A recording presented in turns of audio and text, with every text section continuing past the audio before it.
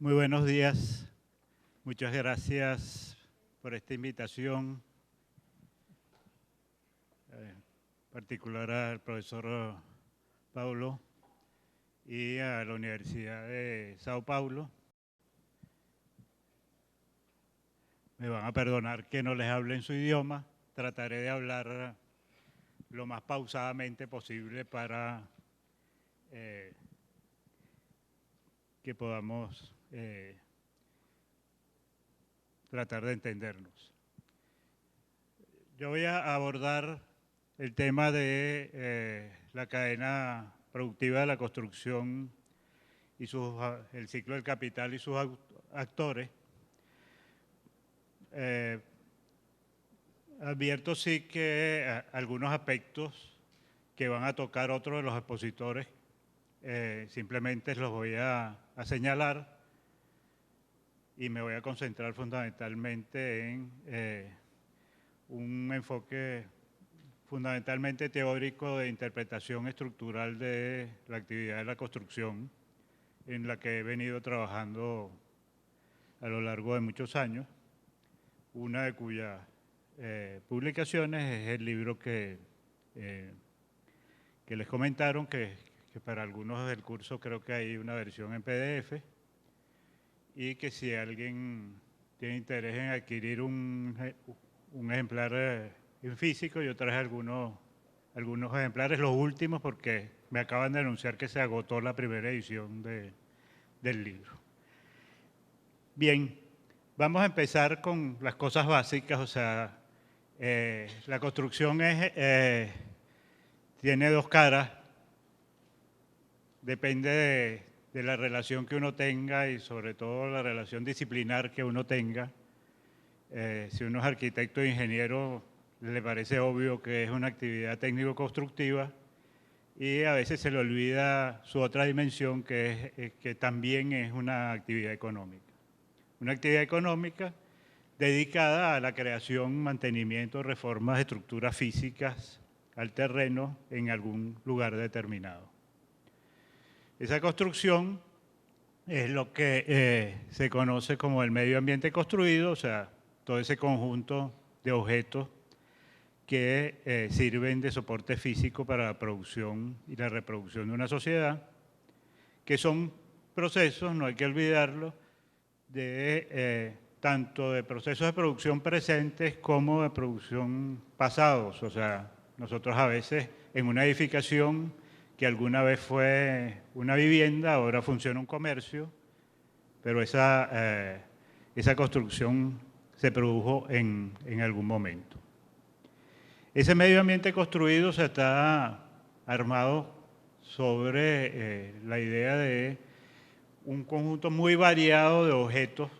La construcción tiene la peculiaridad de que en su evolución tecnológica y económica no ha derivado en desmigajarse en diferentes ramas de producción, sino que toda ella ejecuta desde sobre todo dos tipos de construcción, unas que tienen que ver con edificaciones y otras que tienen que ver con lo que se puede llamar las obras civiles, que tienen características muy distintas desde el punto de vista de su composición técnica, el tamaño de las empresas, las tecnologías que se utilizan, edificaciones que pueden ser residenciales o no residenciales, obras civiles de infraestructura, que muchas de las cuales a veces se nos olvida que existen hasta que tienen un desperfecto. Y entonces se rompe un tubo y entonces nos acordamos que debajo por ahí pasa una tubería de agua o de gas. O vamos al transporte público o en el vehículo privado y caemos en un bache del pavimento y nos acordamos de que la vía también es parte de lo que hace esta actividad de la construcción. O sea que del medio ambiente construido vamos a tener esa actividad de la construcción. Una de las cosas en las que nosotros hemos insistido a lo largo del tiempo es la necesidad de mirar la construcción, no solo la construcción propiamente dicha, la producción en sitio, lo que normalmente nosotros llamamos la industria de la construcción o la rama de la construcción, que es el lugar cuando se está levantando un aeropuerto o se está construyendo una edificación, sino que esa construcción está relacionada con un conjunto de otros sectores de la economía, que es lo que hemos llamado cadena productiva de la construcción. Otros autores la llaman de otras maneras, algunos hablan del sector construcción. Yo mismo durante mucho tiempo hablaba de eso, pero termina siendo un término confuso porque normalmente en las estadísticas que llevan los bancos centrales o las oficinas de estadística de los países, cuando hablan de sector construcción no están hablando de todo el conglomerado, sino están hablando precisamente de lo que hacen las empresas constructoras. Y se pierde el sentido de esta, digamos, tejido, este urdimbre de la cadena productiva de la construcción, que comprende todas las actividades económicas dedicadas a producción, circulación, consumo del medio ambiente construido. Que ahí vamos a tener pues todo el ámbito de la producción de insumos, materiales y componentes, otro conglomerado que tiene que ver con la producción de maquinaria y equipo para la construcción, la rama de construcción propiamente dicha y las actividades comerciales y financieras vinculadas a los productos antes o después de producirse. Y esa rama de la construcción son precisamente las actividades económicas de esa producción localizada de los productos que constituyen el medio ambiente construido. Vamos a ver por qué insistimos en que es una actividad localizada. Esta es una manera de ver además sus relaciones, o sea, los componentes de la cadena productiva de la construcción. Necesitamos terreno, esa es una de las características de construcción. Para cada nueva construcción necesitamos un nuevo terreno. No es como en la agricultura, que yo tengo un terreno y sale la producción y la producción se mueve, sino que en cada... y si quiero usar el mismo terreno para otra construcción, tengo que demoler la construcción que ya hice para poder ejecutarla. Necesito tener producción de materiales y componentes. Por supuesto, tenemos que tener presente que esa producción de materiales y componentes puede ser muy variada. Puede ser desde producción artesanal hasta producción de alta tecnología con control numérico automatizado. O una industria manufacturera. O sea, en cada uno de estos renglones vamos a conseguir una gran variedad de conformaciones, depende de los países, del momento de los países, de los momentos de la economía, etc. Lo mismo sucede con la producción de maquinaria y equipos.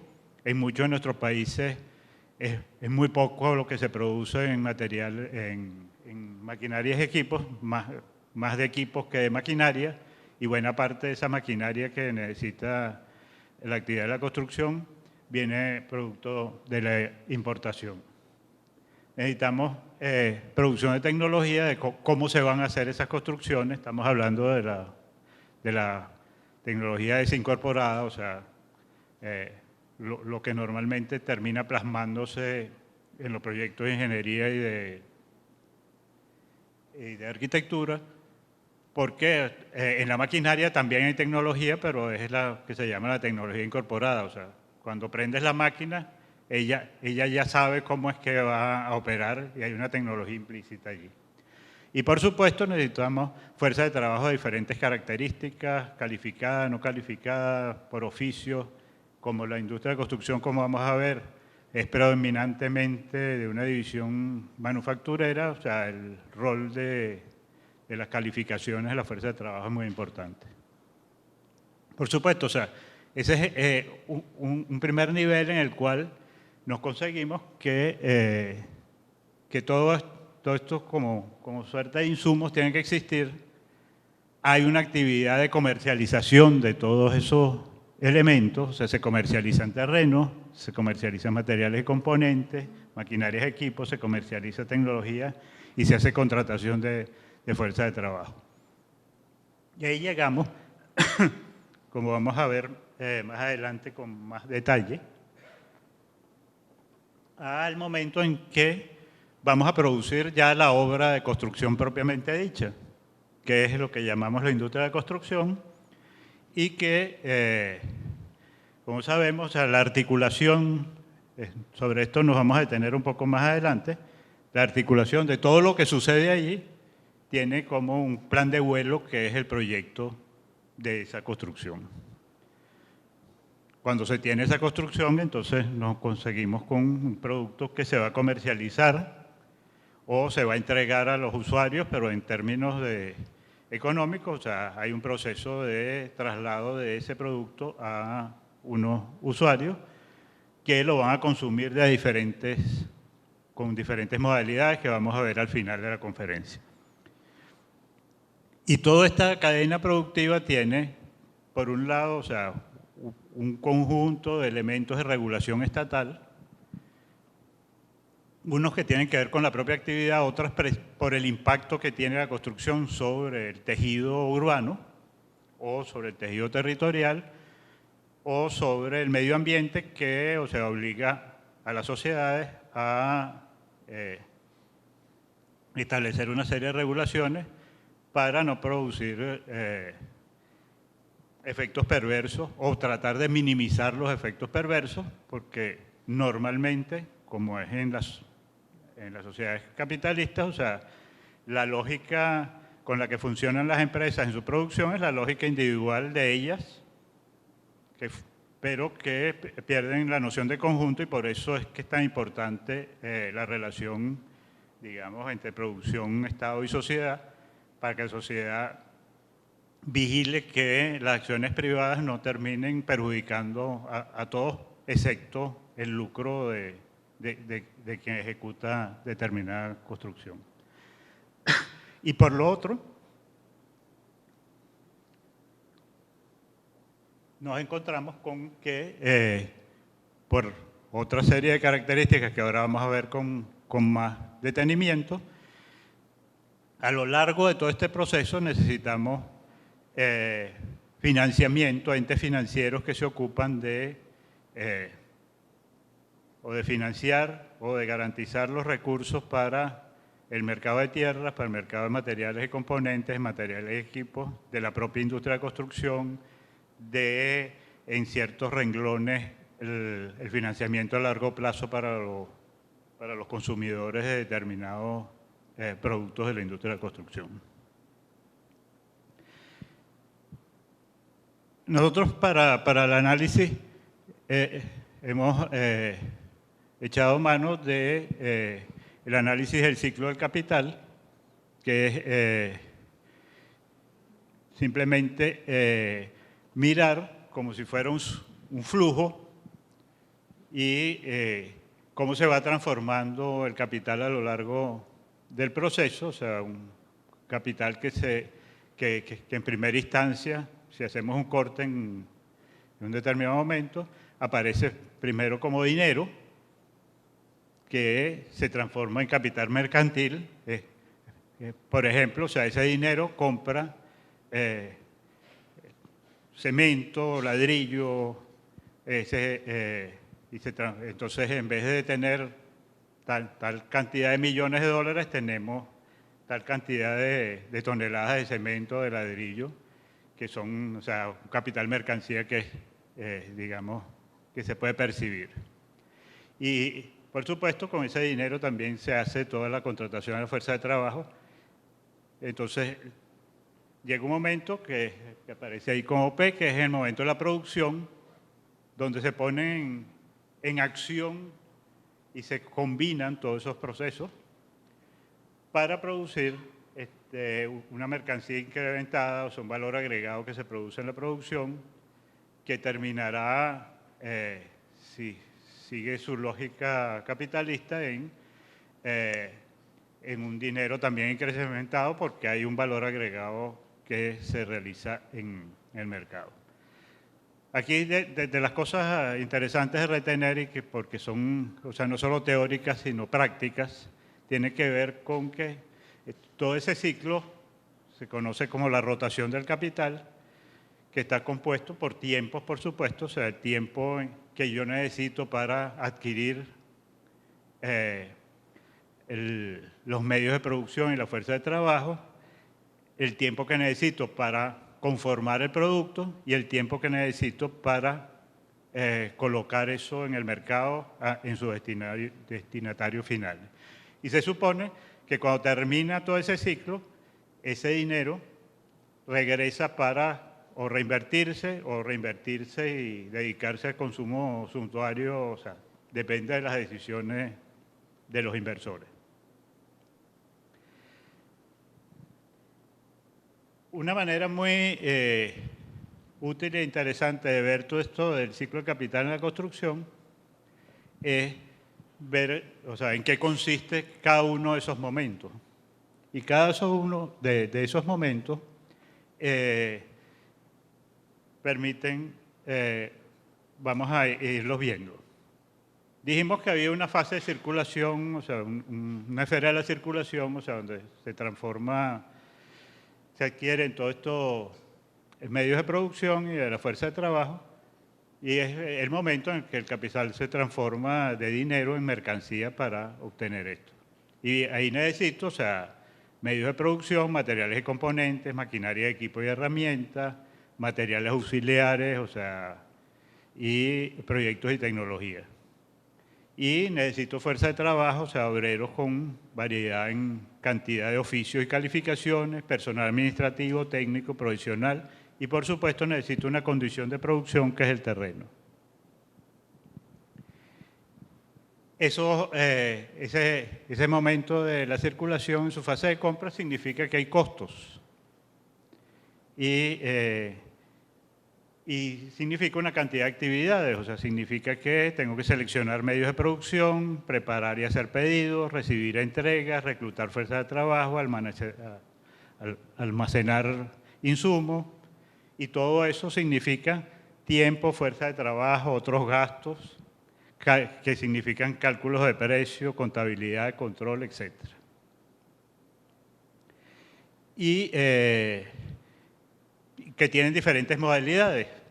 O sea, yo la compra de insumos la puedo hacer al contado o a crédito. Hay coyunturas en las cuales hay ciertas convenciones de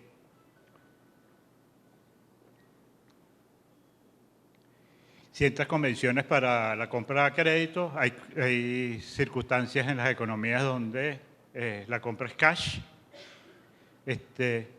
o hay otras condiciones de diferente tipo para esto. Y además, o sea, formas para comprar el capital fijo. O sea, yo no solamente compro insumos, cuando voy a hacer una construcción necesito instalaciones provisionales, que a veces pueden ser compradas porque pueden ser prefabricadas o arrendadas. Necesito tener una sede de la empresa, si la empresa no es una empresa de una sola obra. Talleres auxiliares y depósitos si la empresa tiene otras complejidades. Y necesito también comprar o alquilar maquinaria, equipos y herramientas que pueden ser mediante compras al contado, a crédito, alquiler o el conocido leasing, que es el alquiler con opción a compra. O sea que yo pongo a operar la maquinaria y después tengo la opción de adquirirla al final o no. La otra característica que tiene en construcción esta parte del gasto de circulación tiene que ver con la compra de proyectos y tecnología. O sea, en construcción tenemos separada diseño y producción normalmente. Eso tiene sus variantes en algunas obras complejas de construcción civil. Y entonces yo puedo adquirir el proyecto, que siempre va a tener a lo largo de la ejecución ajustes e interacciones con el equipo para que lo ejecuta dentro o fuera de la empresa constructora. Ya nos vamos a referir cómo esta parte de diseño está más ubicada en el mundo de los promotores inmobiliarios que en los constructores. Y por supuesto una actividad, vuelvo y repito, que necesita tiempo, costos y actividades adicionales que no son automáticas y que hay que contabilizarlas para saber. Y todo eso, si se tarda mucho el diseño de un proyecto, todo eso incide en el tiempo, en el costo de circulación de ese tiempo de compra, y termina afectando la operación inmobiliaria. Y por supuesto, tengo que contratar fuerza de trabajo, que en construcción, no podemos entrar en mayores detalles. Aquí tiene fundamentalmente tres modalidades, salarios por tiempo, salarios por pieza o destajo, salarios mixtos, y una modalidad que en casi todos los países es vigente, que el contrato de trabajo solo dura el tiempo de la participación de la obra. Sobre eso vamos a hablar cuando entendamos cómo es la secuencia de la construcción y por qué se ha impuesto socialmente que un pintor en una obra es contratado y se le paga el tiempo en que está ejecutando como pintor, no desde que se están poniendo las fundaciones y por eso la nómina de las obras de construcción va variando en ese sentido. Y tiene que ver con procesos mucho más complejos que tienen que ver con los procesos de subcontratación de mano de obra, etcétera, en los que no podemos detallar por razones de tiempo. La otra cosa interesante de esta fase es lo que tiene que ver con las relaciones intersectoriales, como la construcción demanda de muchas otras ramas de la economía, supone que se hayan sucedido previamente a ella todo un conjunto de procesos productivos que suministran las mercancías que ella necesita. Ella si necesita cabillas, cemento, cables eléctricos, tienen que haberse operado antes, previamente, esos procesos o tienen que asegurarse vía importación. Por tanto, la producción y comercialización de esas otras ramas tiene efectos sobre el tiempo y sobre el costo de la circulación de la fase de compra por diferentes causas. Por la interrupción de la producción de las ramas conexas, pues la industria de construcción está en su mejor momento desde el punto de vista de su actividad, pero resulta que hay una huelga en la siderúrgica más importante del país. O no una huelga, sino que hay una interrupción técnica por problemas de mantenimiento o por obsolescencia de la planta, y eso termina afectando. Porque otra razón, porque la demanda de construcción crece mucho, pero no crece al mismo ritmo la producción de lo que ella necesita para ejecutarlo, porque hay problemas de suministro en el mercado nacional por diferentes causas, o porque hay problemas de importación de materiales o capital fijo. Economías, por ejemplo, la venezolana durante mucho tiempo, acostumbrada a, cuando había esos cuellos de botella, como tenía una moneda muy fuerte y unos ingresos petroleros significativos, pues apelaba a la importación de maquinaria en general y de materiales en algunas eventualidades. Eso incluso en los años recientes,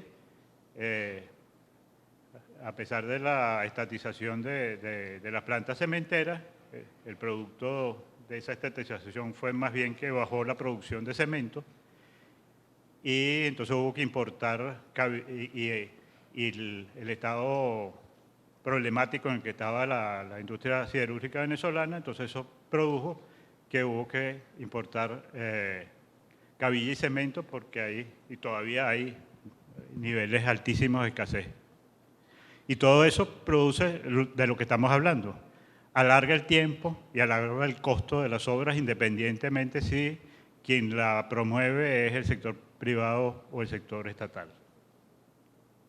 Y eso mismo sucede con la fuerza de trabajo cuando hay ofertas insuficientes en cantidad y calificación, como hay muchas calificaciones distintas, de pronto hay escasez de plomeros en la industria de la construcción o fontaneros o electricistas o especialistas en determinadas, sobre todo en los oficios más calificados. Y bueno, a veces se produce inmigración o planificada o espontánea de países y por supuesto los efectos de las huelgas sobre la actividad de esta o cualquier actividad que, bueno, que es un dato social inexcusable que hay que tenerlo presente como elemento que en un determinado momento puede explicar las cosas.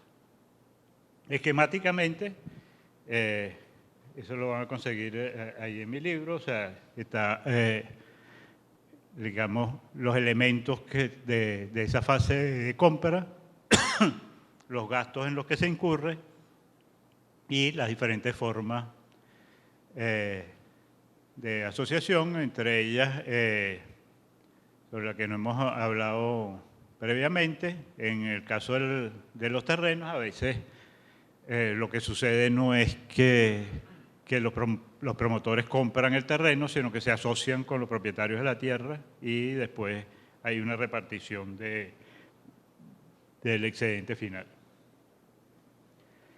De esa manera llegamos a la esfera de la producción, que es donde se produce proceso productivo que tiene una doble cara. Hay un proceso de trabajo que es la producción de determinados valores de uso. En nuestro caso estamos hablando de metros cuadrados de construcción o metros lineales de carretera. Como en otros casos estaríamos hablando de metros de tela o toneladas de cemento o de acero.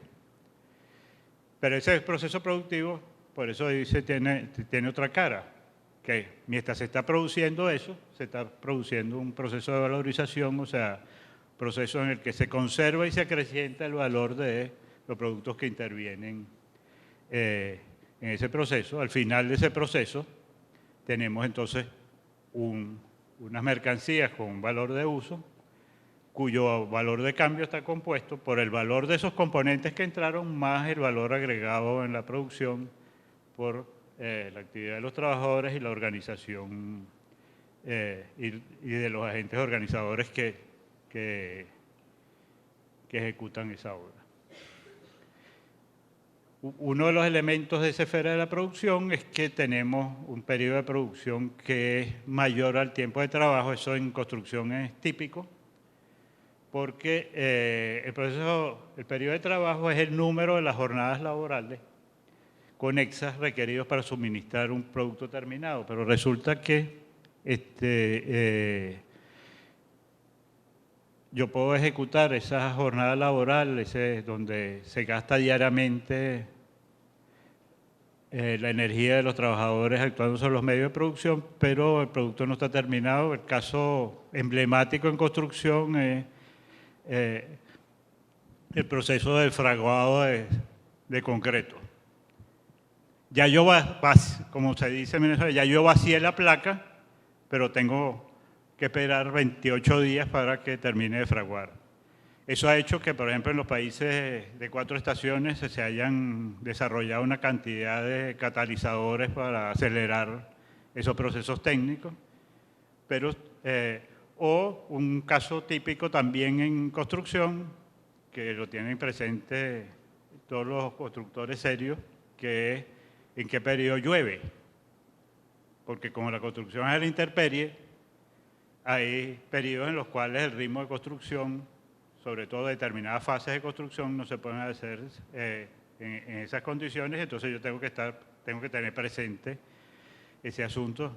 Yo recuerdo un asesor que ya murió de la Cámara Venezolana de Construcción, que una de las cosas que le mandaba siempre a los agremiados era, digamos, todo el pronóstico y el historial de las lluvias en el país por zonas, etcétera, porque supieran que hay periodos en los que tú puedes acelerar mucho la construcción, hay periodos donde aunque quieras acelerarla, no lo puedes porque las condiciones no te lo permiten. Y esto es, o sea, son procesos, jornadas que se requieren para que el producto quede terminado. Y a veces este tipo de cosas no las tomamos en cuenta y incluso en políticas públicas pasa mucho que va muy bien la meta de producción de vivienda promovida por el Estado, pero resulta que esa meta tan buena era en periodos donde no estaba lloviendo y después se refrena mucho precisamente por eso y esas son cosas que hasta para la ejecución de las políticas públicas hay que tener presente. En un esfuerzo más o menos titánico voy a tratar de resumir algunas cosas que son claves para entender la actividad de la construcción, particularmente la construcción in situ y sus características. ¿Cómo son los productos de la construcción?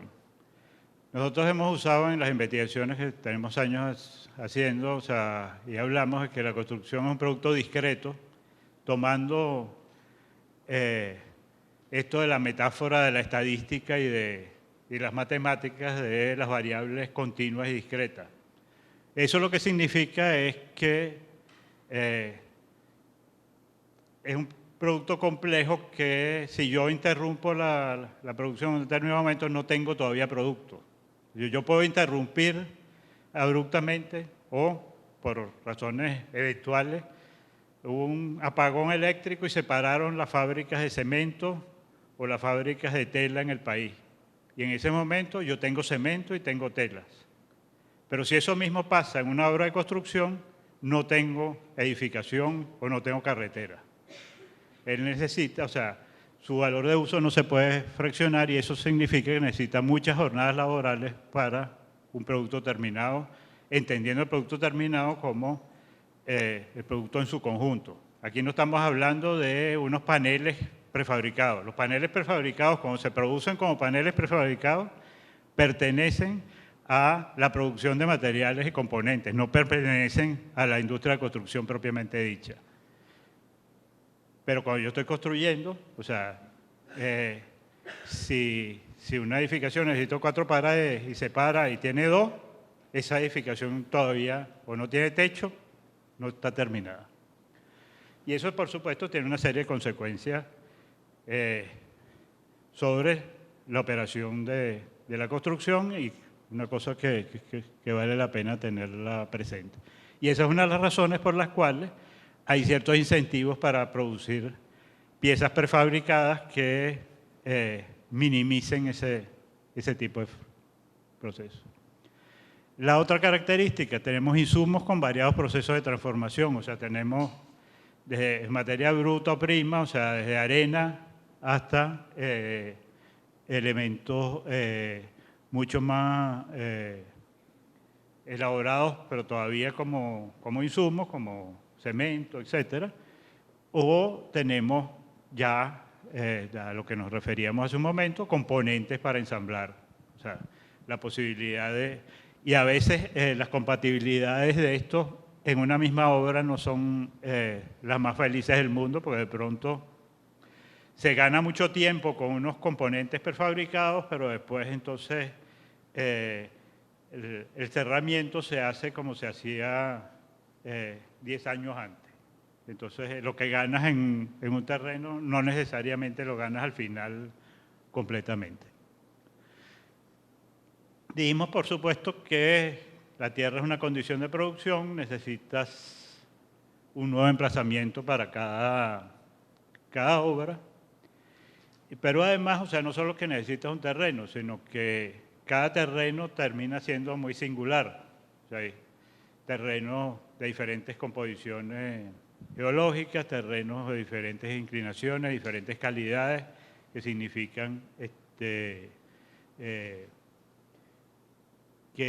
la intervención para construir en él son distintos. Esto tiene una serie de consecuencias, incluso desde el punto de vista de los costos y desde el punto de vista de la renta del suelo, de lo cual, o sea, no nos vamos a ocupar aquí, de lo que ha estudiado profundamente nuestro colega Samuel Jaramillo, y que es algo que él y yo llamamos en diferentes momentos en el análisis de la renta del suelo, la construibilidad de los terrenos, o sea, terrenos sobre los cuales, o sea, requieren diferentes tipos de inversión.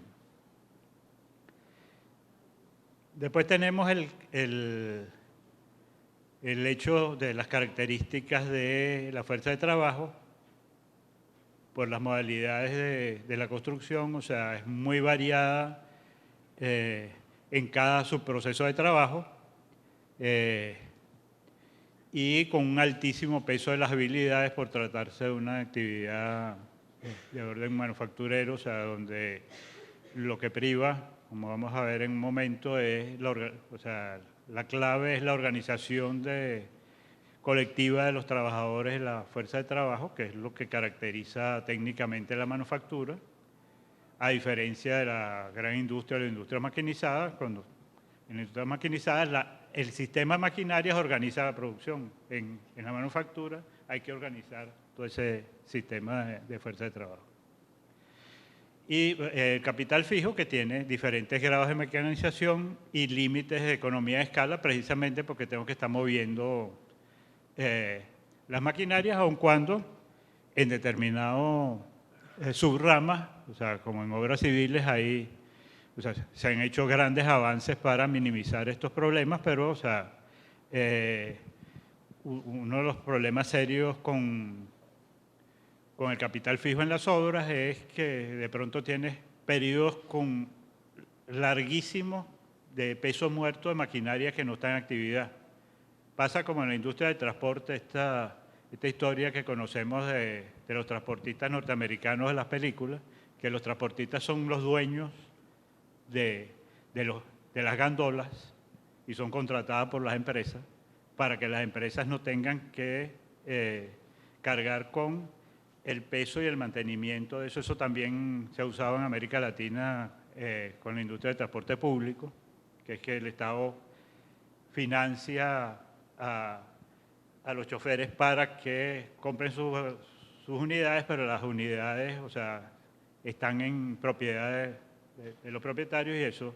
Y es la misma lógica con la cual en la construcción funcionan varias empresas, algunas transnacionales, de arrendamiento de equipos, porque las empresas lo que quieren es tener el equipo durante el tiempo que lo van a utilizar, no tener un equipo por tenerlo, a menos que tenga unos niveles de continuidad de obra muy grandes.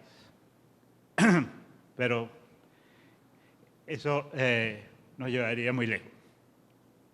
Y bueno, ya he hablado varias veces de algo en lo que nosotros también hemos insistido a lo largo de los años, de que el carácter de la construcción, tal como es hoy, incluso en buena parte, no solo de los países subdesarrollados, sino incluso en los países centrales, es que sigue siendo predominantemente una manufactura. Pues, es decir, o sea, una división del trabajo en la cual la organización de la producción está centrada en la fuerza de trabajo, o sea, en la organización de la producción en ese sentido. Pero nosotros, en el caso de la construcción, hemos hecho uso de una diferenciación, o sea, los dos grandes teóricos, dos o tres grandes teóricos que han estudiado la manufactura, o sea, la transformación de la artesanía, la manufactura y la gran industria, que son Adam Smith, Carlos Marx y también el sociólogo Weber, donde conseguimos un estudio más sofisticado de las diferentes modalidades de manufactura es en el estudio que hace en el Capital Carlos Marx. Y ahí él diferencia dos modalidades de manufactura que no son muy útiles para el análisis de la construcción. Una que él llama la manufactura orgánica, que es el ensablamiento, o sea, secuencial de productos, y que son las ramas que normalmente después se transforman muy fácilmente en procesos industriales y automatizados, porque es simplemente pasar de una secuencia donde se producía primero manualmente y que después, o sea, lo pones en una línea de producción maquinizada. Pero para nuestros fines, él diferencia otro tipo de manufactura que es la que él llama la manufactura heterogénea, que es el ensamblaje de productos parciales. Y entonces el ejemplo de su época que él pone es la fábrica de relojes, no, obviamente no los relojes digitales de hoy, sino que había diferentes secciones que iban fabricando las diferentes piezas del reloj, que al final terminan en un reloj, pero que se van ensamblando pero que tienen sus procesos muy variados. O sea, una cosa es los que hacen el mecanismo mecánico que hace funcionar el reloj, y otros los que hacen las agujas del reloj, y otros los que hacen el envoltorio del reloj. O sea que, y muchas de estas cosas nos sirven para analizar la construcción, porque la construcción fundamentalmente es efectivamente una cantidad de subproductos, o sea, tenemos sus procesos de trabajo en la obra. O sea, un investigador de nuestro equipo siempre decía que en construcción cada martes es distinto al siguiente martes. Los que colocan las bases de la construcción nunca ven a los pintores. Los pintores nunca ven a los que ponen las bases de la construcción. Y una de las cosas que hace posible eso es que efectivamente tú puedes dividir la obra de construcción, como se hace incluso normalmente en el oficio, o sea, por partidas, y puedes decir, o sea, y cada una de esas partidas la puedes ejecutar, todo eso lo puede ejecutar una sola empresa, que normalmente no es el caso, o la pueden producir muchas empresas. Y cada una de esas empresas va a tener unas características tecnológicas completamente distintas. Puede ser en unos casos unos artesanos y en otros una tecnología de altísimo nivel, de tecnología de punta. Incluso algunas de esas obras parciales son ejecutadas por empresas transnacionales que se ocupan de poner pilotes en el mundo. Y entonces, o empresas nacionales que se ocupan de hacer, pero se ocupan de hacer eso y más nada. Y hay un contratista general que coordina todo eso, que de eso sí vamos a hablar en un momento. Pero el otro elemento interesante que plantea este enfoque de la manufactura heterogénea es que como son productos parciales, eso también marca las diferentes posibilidades o obstáculos para que esa manufactura se transforme en una industria en una empresa industrializada, automatizada. O que incluso lo haga precisamente de su parcialidad.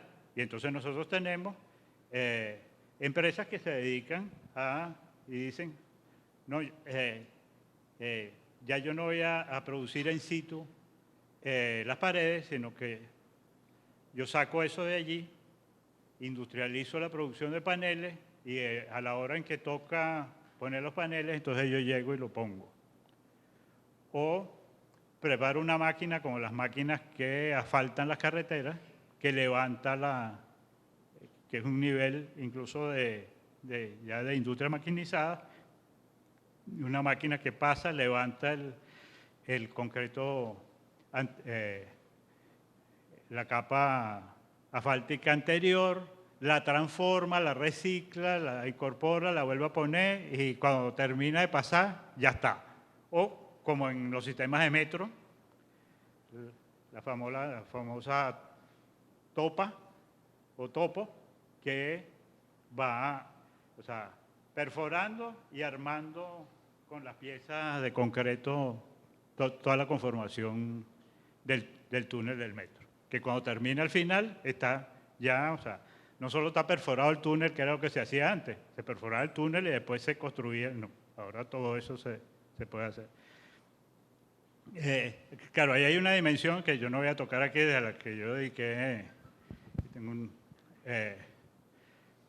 mi tesis doctoral es precisamente sobre el tema de innovación en construcción, donde podemos ver, o sea, diferentes variantes de cómo evoluciona esta manufactura heterogénea. En algunos casos estalla y hay cosas que antes se hacían en sitio que ahora se hacen fuera de la construcción y llegan simplemente para ensamblarse.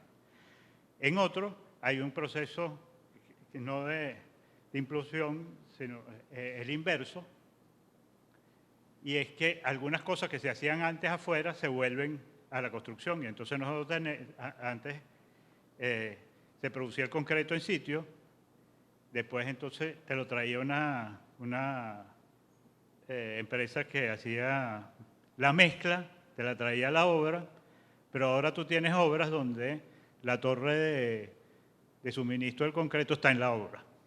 O sea, hay diferentes variantes que son muy interesantes porque, y muchas de ellas, esto es clave en construcción, dependen de las escalas. O sea, tú no vas a usar una grúa torre para construir 20 viviendas. O sea, pero tampoco vas a hacer mezclado en sitio para construir 20 edificios de 10 pisos cada uno. Entonces, es un problema de opciones tecnológicas, pero también de escalas y de disponibilidad, incluso en el caso de construcción, disponibilidad regional. Hay algunas ubicaciones en las cuales tienes unas limitaciones, si no se te vuelve prohibitivo hacer la construcción, tienes que hacerlo con las técnicas que están a la mano. A veces, porque no necesitas más que eso, porque a veces hay una cierta deidad sobre la tecnología de punta, sino simplemente, o sea, con eso lo puedes hacer eficientemente. Hay un ejemplo, nos sucedió en Venezuela en algún momento, un profesor muy versado que le fue consultado, mire, tengo que hacer un conjunto de 100 viviendas, ¿qué tecnología me sugiere?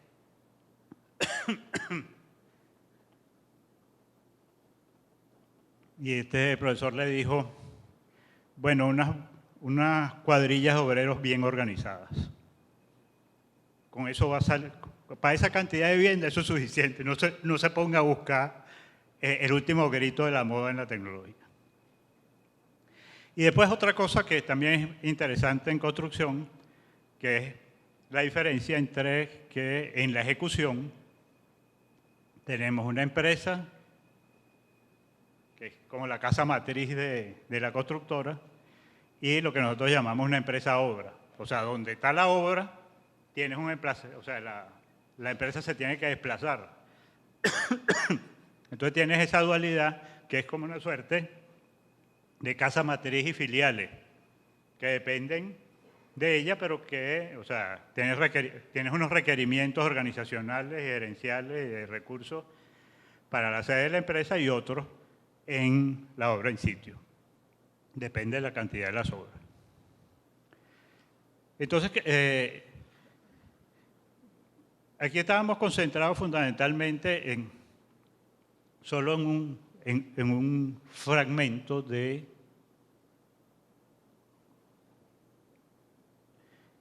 lo que se ejecuta, porque en realidad el agente organizador en la producción de la industria de construcción se puede dividir en dos grandes funciones, que es lo que llamó Samuel Jaramillo la diferencia entre el control económico y el control técnico de las obras.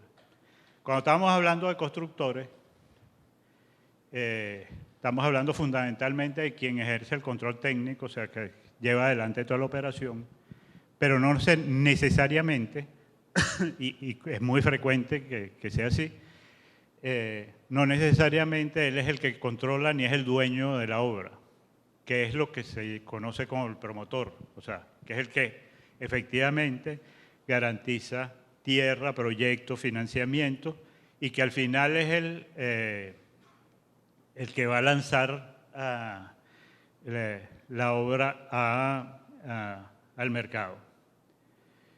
Entonces, nosotros vamos a tener de un lado, o sea, una dualidad, pueden estar fundidos, pero en general, en la mayoría de los casos, o sea, esto está diferenciado, y en el caso del Estado mismo, que es un gran promotor de construcción, en general, o sea, no es el Estado el que ejecuta directamente las obras, sino que contrata empresas constructoras. Entonces, vamos a tener, por un lado, los promotores que se ocupan de tierra, proyectos, financiamiento y a posteriori la comercialización, y del lado de los constructores con unas configuraciones muy particulares, o sea, constructores, contratistas generales, subcontratistas, trabajadores independientes, porque precisamente por la característica que vimos antes, perfectamente un contratista general puede contratar una cuadrilla de albañiles, que no es una empresa, sino son unos albañiles que contrata de destajo para que terminen de los acabados de una edificación. Y toda esa combinación va a terminar en la obra de construcción. Cuando tenemos ya la obra de construcción, bueno, entonces esto va al mercado y es eso que decíamos, o sea, la obra de construcción ya es un capital mercantil que vuelve a buscar transformarse en dinero para la reproducción, que tienen, por supuesto, un tiempo y un costo de venta,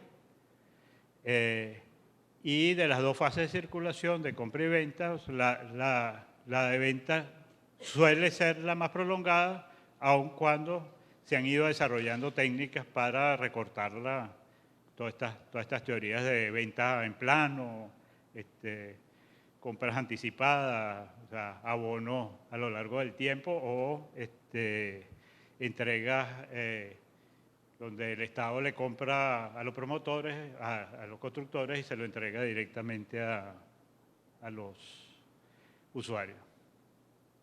Y ahí vamos a tener también, o sea, una variedad de productos, variedad de ventas según el destino de los productos, una peculiaridad a la que ya no nos referimos, que tiene que ver con que circula con la tierra sin el movimiento físico, o sea, hay un proceso de circulación económica, porque pasa de mano, pero la edificación está ahí.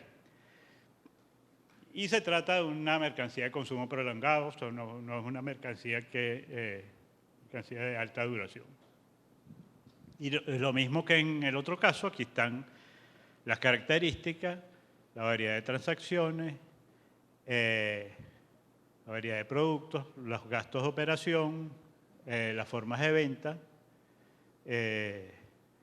y aquí entran algunas que tienen que ver con obras públicas o sea, que su venta no es una venta puntual, sino que es, o sea, usted se va a cobrar la obra porque yo le voy a dejar en concesión la autopista y usted entonces cobra ahí durante tantos años y después eso revierte al Estado o diferentes modalidades de tarifas. Un análisis que se ha hecho con menos frecuencia es lo que pasa con el consumo, que tiene que ver con el momento en el cual esa mercancía recobra su valor de uso, porque, o sea, cuando yo lo consumo, o sea, pongo en ejecución que es un local de oficina, que es una vivienda, que yo necesito para trasladarme una vía y existe la vía, que tengo un parque público y lo puedo usar, Y entonces, siguiendo un trabajo que se realizó en Venezuela por el profesor Federico Villanueva, se puede diferenciar el consumo en consumo productivo y no productivo, el productivo en capital industrial, comercial y financiero, y el no productivo en individual y colectivo, que aquí se presenta, digamos, los ejemplos más emblemáticos de cada uno de estos elementos, y recordando que una característica que no habíamos destacado, que por la modalidad que tiene la construcción,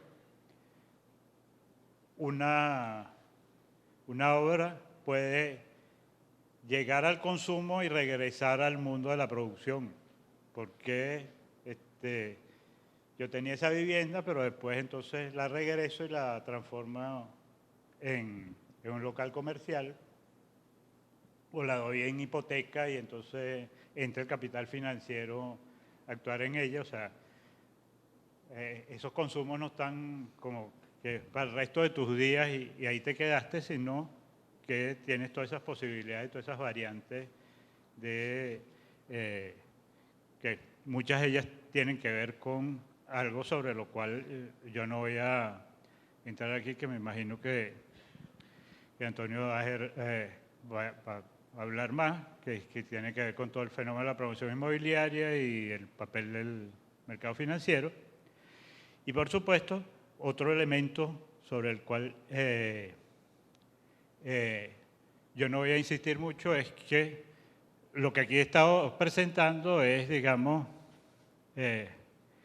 el modelo básico de una producción capitalista de construcción, pero sabemos que en nuestras sociedades eso está marcado por un conjunto de heterogeneidades en formas de producción, en formas de circulación, en formas de consumo, sobre las que se va a referir mi colega Pedro Pires, que creo que son muy importantes. Yo en un libro que estoy terminando sobre mesoeconomía de la construcción abordo ese tema y yo lo había abordado también en un pequeño ensayo sobre diferentes formas de producción, pero que son interesantes de registrar porque muchas de esas formas de producción de todas maneras no pueden escapar de ciertas invariantes de qué necesito para producir. O sea, siempre voy a necesitar insumos, voy a necesitar equipos, fuerza de trabajo. La organización de la producción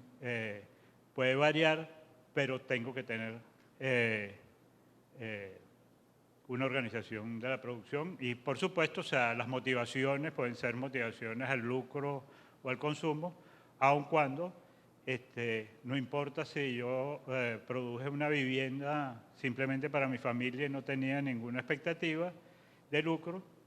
Si eso llega a entrar en el mercado, pues se transforma en una mercancía. Eso ya lo había comentado Marx hace mucho tiempo. O sea, no importa cómo se produzcan las cosas cuando llega, y eso es lo que explica por qué tenemos un mercado tan activo de compraventa y alquiler en las barriadas populares de todas nuestras ciudades. O sea, no hay manera de encapsular eso a menos que se cambiara la lógica completa de la dinámica económica, que hasta ahora no ha sucedido. Yo voy a terminar planteando dos o tres cosas que a lo largo de mi investigación me han parecido interesantes. Una, la importancia de los agentes organizadores. Cuando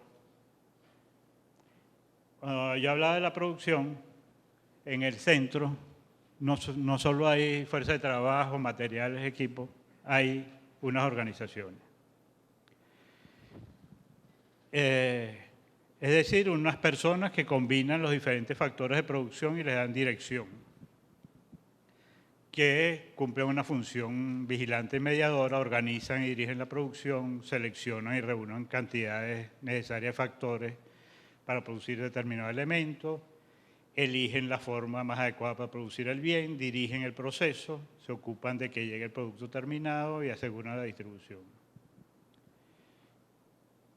Esa actividad en la construcción, como vimos, se puede manifestar con las modalidades de promotores o constructores, pero que están obligados a coordinarse porque hay muchas funciones que están en un lado y en otro y que pueden producir. Esta es una reflexión que creo que es importante porque a veces no. La teoría importa. Y yo he sido testigo de lo que ha sucedido en mi país con innumerables empresas estatales estatizadas, que la teoría que está detrás es una teoría de un marxismo poco primitivo, según la cual los empresarios sobran. Ellos están ahí para hacerse millonarios. Y entonces han descuidado la parte precisamente de la función gerencial organizativa, donde tienes que tomar decisiones que a veces son cruciales porque si no las tomas puedes acabar con la empresa. Por ejemplo, garantizar el mantenimiento de las maquinarias. En la industria cementera ha habido problemas serísimos porque nadie se ocupó de eso porque el tema era producir cemento. Se produce menos, pero estaba produciendo ese cemento. O empresas que no tienen, ningún tipo de planificación financiera. Muchas empresas que pasaron primero a control obrero y después el Estado los tuvo que tomar bajo su mando, porque no había ningún tipo de planificación financiera. Entonces, cada 3 o 4 meses le decían al Estado, necesito capital de trabajo. Entonces, bueno, tienes una ficción de empresa que no sirve. Yo lo comparaba por contraste con las empresas tomadas argentinas, que esas empresas no estaban pegadas del Estado, sino que dijeron, vamos a organizar esta empresa para que funcione. Y déjame ver cuál es el nicho de mercado donde yo puedo hacer que funcione. Porque efectivamente estos empresarios que se declararon en quiebra no habían todas las razones para que se declararan y esto tiene viabilidad. Entonces creo que, y que además esto es independientemente si es una empresa privada, estatal o comunitaria. Hay que ocuparse de esas funciones que alguna vez, que después no le prestó mucha atención, pero alguna vez el propio Marx hizo un ejemplo, puso una metáfora muy linda sobre el violinista y el director de orquesta. O sea, la orquesta necesita un director de orquesta. Y los que saben de música saben cuando hay unos músicos que son muy virtuosos, pero que suenan muy mal porque falta un director. Yo no sé de eso, pero mi esposa, que sí sabe de eso, me dice, ahí falta un director, porque los tipos tocan muy bien, pero están todos desordenados y así no va a salir la melodía. Ese es un primer aspecto. Después, los impactos que genera esta separación entre el control económico y técnico y las modalidades gerenciales en la actividad de construcción. La separación de las funciones de promoción y construcción permiten varios elementos en la organización de producción. Uno tiene que ver con el promotor, juega un papel central porque controla la propiedad de la tierra, es capaz de reunir el capital propio o ajeno para financiar la producción y la circulación, cosa que cuando no está fundido con el constructor no hace el constructor. El constructor es contratado en realidad por el promotor. Ciertos agentes pueden controlar y desencadenar un proceso de producción concreto aún sin dirigir el proceso de trabajo. Ese es el caso precisamente del promotor. Él hace que se haga un conjunto residencial, aunque él no esté participando en la ejecución del proceso. A las empresas constructoras, por su lado, colocándonos del otro lado, se les facilita un mercado más continuo y una rotación de capital más breve. Porque si yo soy a la vez promotor y constructor, yo necesito que se complete todo mi ciclo para yo continuar en mi producción. Y puede ser que en un determinado momento haya un boom de demanda, y normalmente en el mercado inmobiliario es así, hay una caída y entonces yo no tengo continuidad y, por ejemplo, si yo tengo un parque de maquinaria grandísimo, tengo que salir a desprenderme de él porque tengo que mantenerlo, cuidarlo. Tengo una plantilla de obreros especializados que no quiero salir de él, pero si no tengo trabajo tengo que salir de él y entonces me quedo solo con la élite de mis trabajadores. Si existe la dualidad, yo puedo ser una empresa constructora que trabaja para diferentes promotores y yo termino una obra o estoy ejecutando 5 obras y después, si mi capacidad son producir 5 obras de determinada talla, puedo seguir produciendo 5 obras de determinada talla y el tema del ciclo se lo paso a otro agente. La otro elemento, que como es común, a veces no lo analizamos, es que el promotor va pagando fraccionadamente la mercancía que está produciendo el constructor mediante el sistema de evaluaciones de obra parcial. Eso significa que aunque la obra no está terminada para el constructor, es como si le estuvieran pagando una producción continua. Porque él está recibiendo, o sea, relaciona su parte de obra y recibe su evaluación. Pero hay una cosa que descubrimos en una investigación que hicimos en Venezuela, que es todavía más interesante, que existen muchos casos en los cuales el capital realmente desembolsado por los constructores es menor que el dispuesto por el aporte del promotor. Y en estos casos, ese constructor está trabajando con, casi enteramente con capital ajeno, porque él va a empezar la obra, recibe un anticipo, antes de consumir el anticipo, introduce la primera evaluación, se la pagan, todavía no puso probablemente local de la empresa, las instalaciones provisionales, etc. Vuelve a ejecutar la obra. Entonces tenemos casos en los cuales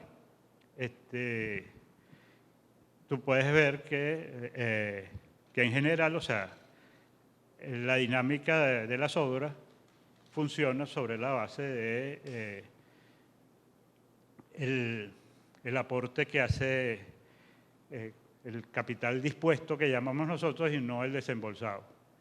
Hasta llegar al extremo que cuando se produce donde no has invertido ni un dólar en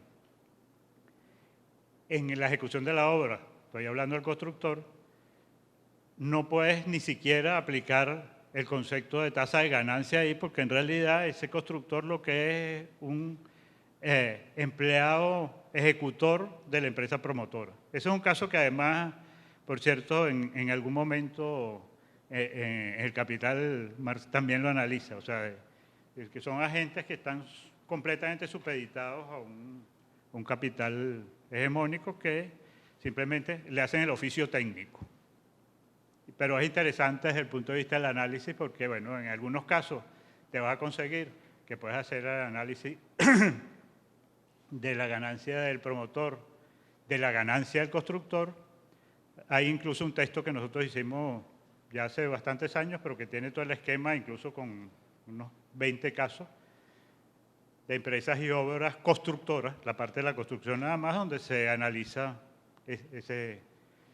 Y me recuerdo porque incluso teníamos el problema que no teníamos capital desembolsado y entonces el modelo para correr el cálculo nos daba y le pusimos un bolívar para que pudiera correr, porque si no daba una cifra absolutamente loca.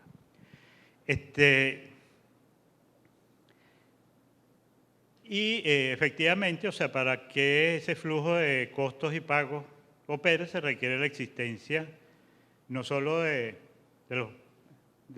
los promotores y de los financistas, porque efectivamente, o sea, las complejidades, y ahí entra todo el tema del capital financiero que tiene ese doble rol de financiamiento para la producción de las obras y financiamiento para préstamos a largo plazo para ciertos productos de construcción. Finalizo señalando algunas cosas que uno ha aprendido a lo largo de este recorrido de tantos años dedicados a estos asuntos.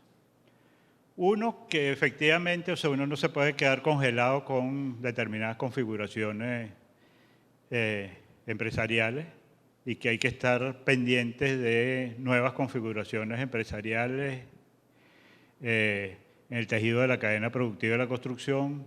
En algunos casos tienen que ver con que ha variado mucho por el cambio tecnológico la industria de materiales y componentes, o la industria de maquinaria de equipo, o incluso los problemas de diseño, de ingeniería y arquitectura con métodos de computación. O sea, hay una cantidad de cosas que impactan allí.